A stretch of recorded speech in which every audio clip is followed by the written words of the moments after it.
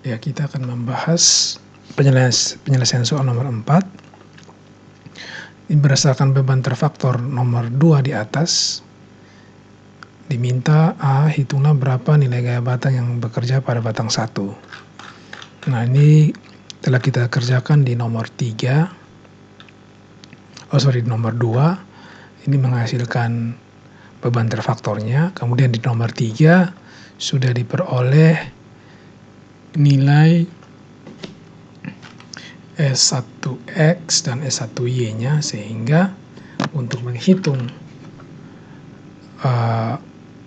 batang S1, gaya batang S1 tinggal dibuat resultan seperti di bawah ini, yaitu S1 sama dengan akar kuadrat S1Y kuadrat tambah S1X kuadrat sama dengan 6,656 kali 10 pangkat 3 kg. Dan ini merupakan batang tekan karena S1Y dan S1X itu bekerja menuju titik. Sehingga karena menuju titik acuan, titik tinjauan, yaitu titik A, maka batang ini adalah batang tekan. Lengkapnya dapat dilihat pada video yang alamatnya di atas ini, di label di atas, yang membahas untuk nomor 3. Ya, selanjutnya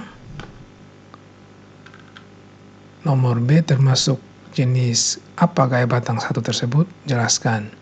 Nah, telah dijawab juga di atas tadi bahwa batang 1 itu termasuk batang tekan. Penjelasannya ya karena arah gaya batang 1 itu menuju titik tinjau, yaitu titik A.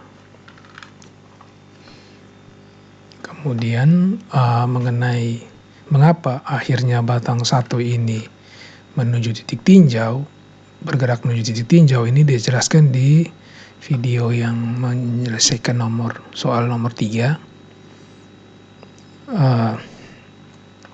Bagaimana mendapatkan nilai S1Y dan S1X. Jadi untuk mau memahaminya bisa dilihat di video tersebut. Kemudian nomor C, ini jika nomor 4B adalah batang tekan, maka hitung tahanan tekan terkoreksi sejajar arah serat atau P aksen pada batang 1. Tapi jika nomor 4B adalah batang tarik, maka hitung tahanan tarik terkoreksi T aksen pada batang 1 tersebut. Nah, karena di jawaban nomor 4A adalah tekan, batang tekan, dan nomor 4B pun batang tekan, maka kita akan menghitung batang 1 sebagai perhitungan batang tekan. Nah, dengan demikian maka S1 ini adalah sama dengan PU1 nih, atau ini beban terfaktornya sama dengan 6,656 kali 10 pangkat 3 kg. Nah, untuk menyelesaikan perhitungan batang tekan, ini langkah-langkahnya. Pertama, diketahui kode mutunya L8, maka FC-nya datanya dapat dilihat di tabel 1.1 bahan ajar. Nah, FC-nya sama dengan 4,9 MPa, E-nya sama dengan 8.000 MPa, E- sama dengan 4.000 MPa, B dan H ini diketahui di soal, yaitu sama dengan 80 mm dan 120 mm. Ini ada di soal nomor 1. Kemudian nomor 2, dimensi ukuran penampang. Nah, ini D1 itu sama dengan H, 120 mm, D2 sama dengan B, yaitu sama dengan 80 mm. Maka AG atau luas penampang kotornya yaitu D1 kali D2 sama dengan 9,6 kali 10 pangkat 3 mm persegi. Nah, kemudian langkah ketiga yaitu mengecek ketersediaan pengaku lateral. Karena tidak ada pengaku lateral, maka L1 itu sama dengan 3,354 meter sesuai dengan panjang utuh batang 1. Kemudian L2 sama dengan L1 juga, yaitu 3,354 meter, ini bukan milimeter ya. Nah, ini dapatnya dari perhitungan panjang batang ini ya.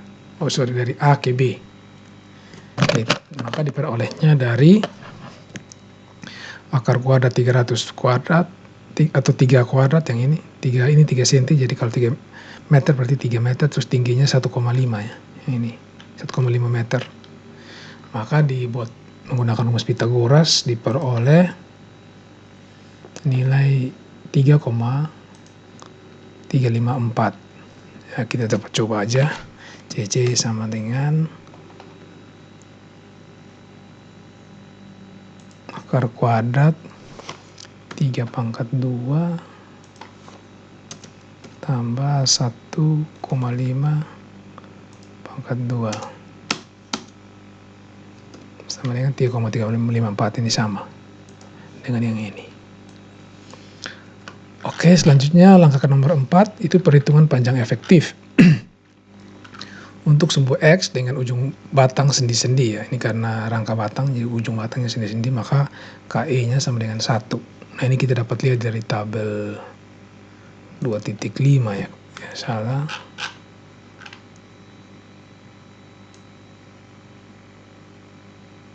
Ya, 2.8.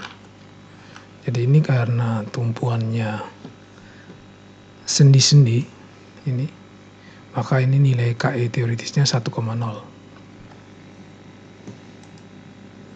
Nah, ini KE-nya 1,0 di sini. Maka LE-nya atau panjang efektifnya sama dengan KE kali L1 kali 1000. KE ini 1, L1 ini yang panjang ini utuh, kemudian 1000 ini konversi ya, dari ini meter ke milimeter. Jadi sama dengan 3,354 kali 10⁻³ mm. Nah, kemudian untuk sumbu Y dengan ujung batang sendi-sendi, dan ini tidak ada pengaku lateral juga, maka panjangnya KE-nya sama dengan 1. Ini sama dengan ini, cara carinya lihat dari tabel 2.8 bahan ajar. Kemudian LE-nya, LE2 sama dengan KE kali L2 kali 1000. Sama dengan 3,354 kali 10⁻³ mm. Kemudian langkah kelima, hitung rasio kelangsingan batang. Nah, sumbu X LE1 per D1 sama dengan 27,951. D1 ini sudah diketahui di atas, LE1 pun sudah diketahui di atas. Kemudian lambda Y pun sama. Dan sama-sama memenuhi syarat, yaitu lebih kecil dari 50. Nah, kemudian dipilih salah satu rasio kelangsingan, dipilih yang terbesar, jadi yang rentan, yang paling lemah. Jadi dipilih yang sama dengan 41,926. Nah, kemudian langkah 5-nya penentuan faktor-faktor koreksi batang tekan. Nah, CM sini 1,0, kita lihat kenapa CM sama dengan 1,0.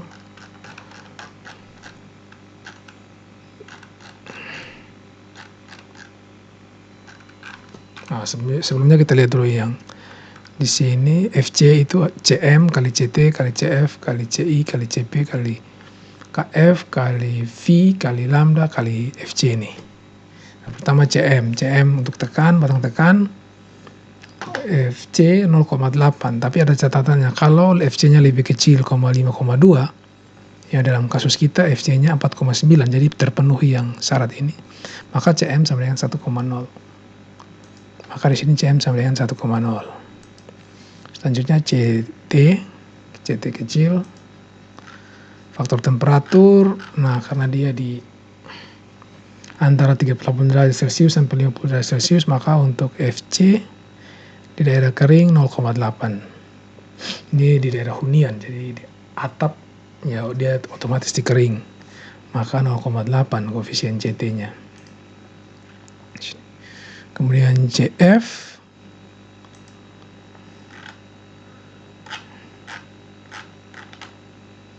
faktor ukuran, ini ada penjelasan nomor 3, ini kita tahu CF sama dengan 1. Bisa dapat dilihat di video yang menjelaskan soal nomor 3. Kemudian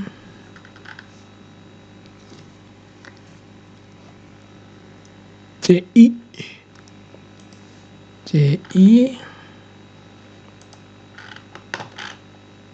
faktor tusukan. Nah, ini FC-nya 0,8. Kemudian KF-nya 2,4 sesuai dengan tabel. Terus 0,9 untuk tahanan pun sesuai dengan tabel. Terus lambda karena hunian, kombinasi. Oke, kita lihat satu-satu saja. Yang ini KF itu tabel yang mana?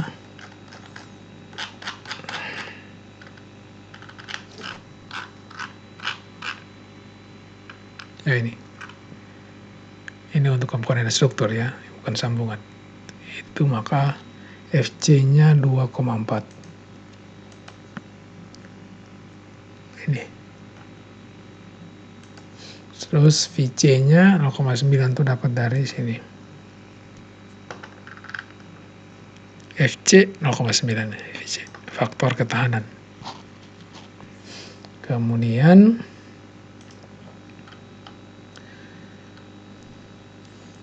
CR ini dalam hal ini tidak dipakai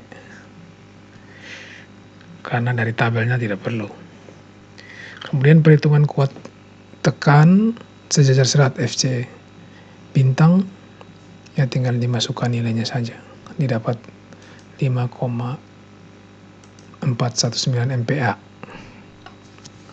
Terus keempat, penentuan faktor-faktor koreksi untuk modulus elastisitas. CM 0,9, coba kita lihat CM untuk modulus elastisitas.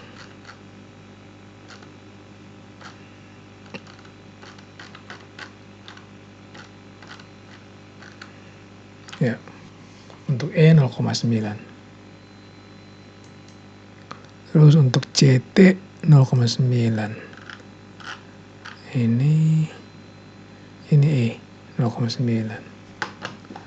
Terus CFE CF itu ya ini saat diambil satu. Penjelasan lebih lengkapnya di pembahasan soal nomor 3 di video itu. Kemudian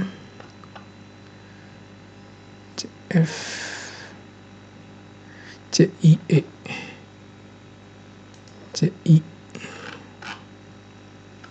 nah ini tabelnya FC 0,8 kenapa 0,9 oh sorry untuk E 0,95 ini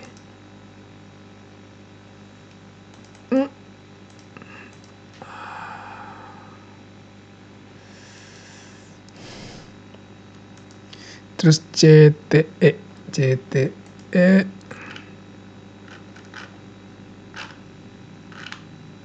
nah faktor kekakuan tekuk ini harus dikalikan dengan faktor kekakuan tekuk untuk kali dimensi nilai CT adalah 1,0 jadi pakai 1,0 ini. Nah kalau panjang efektif batang tekan LE lebih kecil 2438 maka dihitung dengan rumus ini. KT rumusnya ini, kemudian ada COF. E-nya ini dapat dilihat di tabel F1 SNI itu 973. Oke, kebetulan soal kita LE-nya 3000-an ya. Jadi tidak menggunakan rumus ini tapi langsung pakai 1. Kemudian KFE 1,76 ini memang berlaku untuk menghitung modulus elastisitas. Kita dapat lihat coba di KF. Nah ini Emin, hitung Emin 1,76. Terus VS 0,85.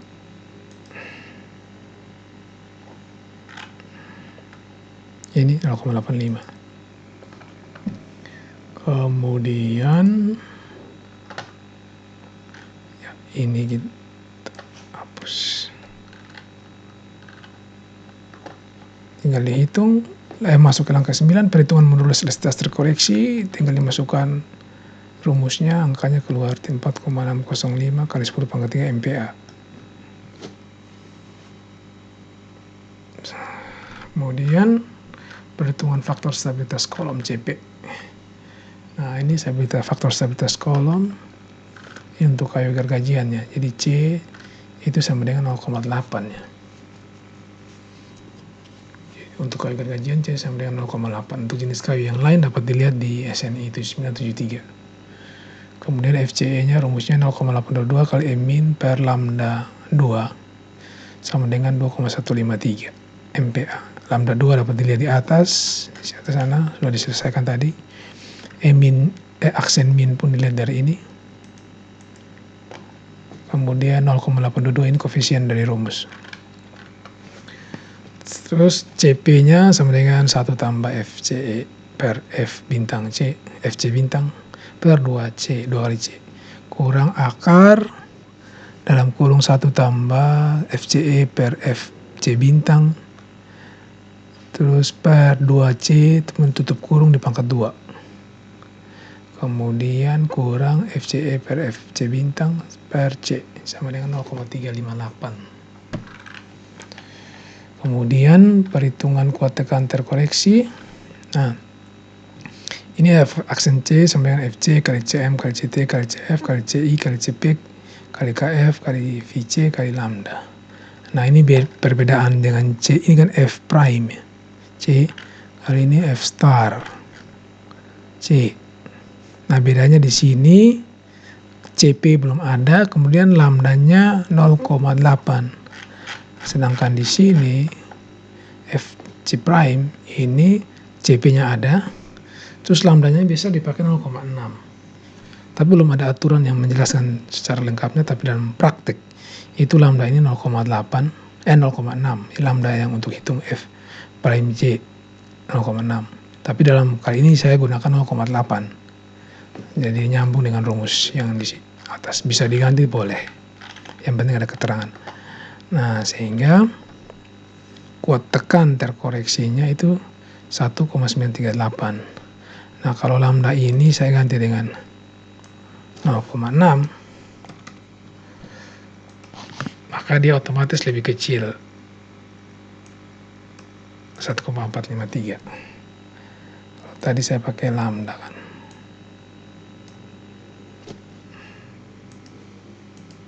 Jadi 1,9 dia lebih besar. Ya. Nah, jadi kekuatannya lebih besar. Makanya orang biasa pakai 0,6 supaya kelihatannya kekuatannya lebih kecil atau disebut konservatif. Nah, selanjutnya langkah ke-12 perhitungan tahanan tekan terkoreksi. P aksen sama dengan FC aksen kali AG. FC aksennya yang ini, AG-nya di atas sudah ada, hasilnya 1,86 kali 10 pangkat 4. Nah, jadi PA kalau mau dikonversi ke kilogram, jadinya 1,86 kali 10 pangkat 3 atau 1860 kilogram. Itu tahanannya, kekuatan tahanannya. Nah, apakah tahanan terkoreksi pada batang satu lebih besar dari beban terfaktor pada batang tersebut? Nah, ini P1 kekuatannya 1860 kg. Sedangkan bebannya 6656 kg. Maka kekuatan atau tahanan P aksen lebih kecil dari beban PU1. Maka batang satu akan putus atau hancur karena tidak kuat menahan beban terfaktor yang bekerja. Agar aman maka harus diganti batang satu tersebut dengan dimensi yang lebih besar atau kode mutu yang lebih besar. Oke, terima kasih.